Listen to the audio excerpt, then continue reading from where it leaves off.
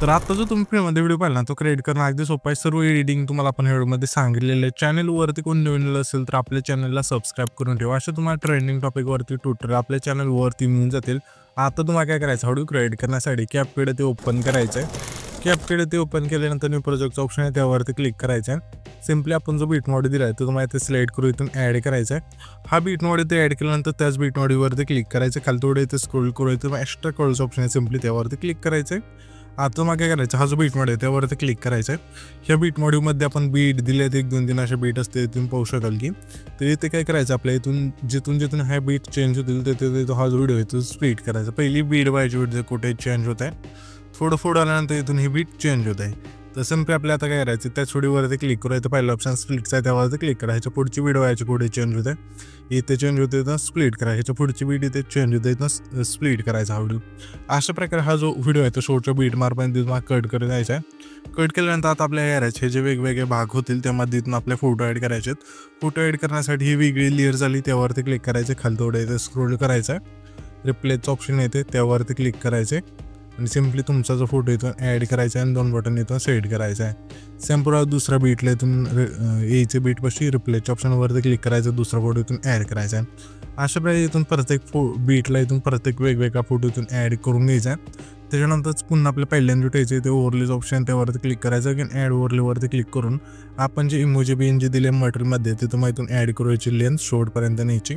तर मी काय करतो, आता सर्व फोटो इथून ॲड करून घेतो बीटनुसार, तुम्ही पण घ्या। तर इथे तुम्ही पाहू शकाल सर्व फोटो बीटनुसार इथून आपण ॲड करून घेतले। त्याच्यानंतर सिंपली जे ट्रान्झिशन आहे त्यावरती क्लिक करून इथून माझ्या ट्रेंडिंगमध्येच ब्लूमिन फ्लॅगचा की इफेक्ट म्हणजे तो इथून सिलेक्ट करायची, जी लेंथ संपूर्ण कमी करायची आणि इथून मग अप्लाय टू ऑलचं ऑप्शन त्यावरती क्लिक करून बरोबर चिन्हावरती क्लिक करायचं।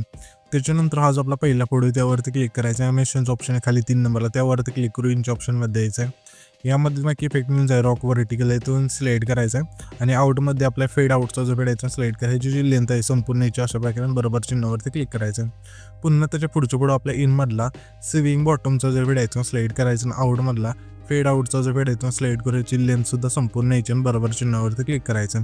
त्याच्यानंतर त्याच्या पुढचा हा फोटो आहे त्या फोटोसुद्धा आपल्या इनमधलाच रॉक हॉरिझॉन्टल हा जो फेड आहे सिलेक्ट करायचा आहे आणि इथे आउटमधला आपल्याला आहे ना सिंपली फेड आउटचा जो फेड आहे सिलेक्ट करायची, जी लेंथ आहे खालची 0.3 ठेवून बरोबर चिन्हावरती क्लिक करायचं। त्याच्या पुढं आपल्या सिंपली इनमधलाच सेविंग राईटचा जो फेड आहे सिलेक्ट करायचा आणि आउटमधला फेड आउटचा जो फेड आहे सिलेक्ट करून ह्याची लेंथ 0.4 ठेवून बरोबर चिन्हावरती क्लिक करायचं।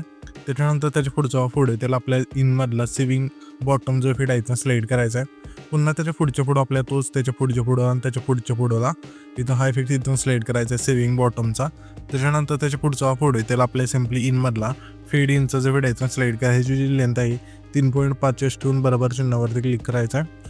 त्याच्यानंतर त्याच्या पुढचा हा फोटो आहे त्याला आपल्या सिंपली कॉम्बोमधला स्ट्रेच अँड रिस्टोरचा जो फेड आहे सिलेक्ट करायचा आहे। पुन्हा त्याच्या पुढं आपल्या कॉम्बोमधलाच स्लाइड अँड वेव्हचा जो फेड आहे सिलेक्ट करायचा आहे।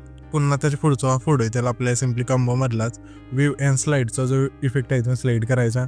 पुन्हा त्याच्या पुढं आपल्या कॉम्बोमधला झूम वनचा जो फेड आहे सिलेक्ट करून बरोबर चिन्हावरती क्लिक करायचं। इथून हा इफेक्ट सिलेक्ट केल्यानंतर आता आपल्याला करायचं हा जो इफेक्टचा ऑप्शन त्यावरती क्लिक करायचा आहे आणि 8 सेकंदाच्या पुढचा हा टिंब आहे तिथे द्यायचं आहे टाईमलाईनीला।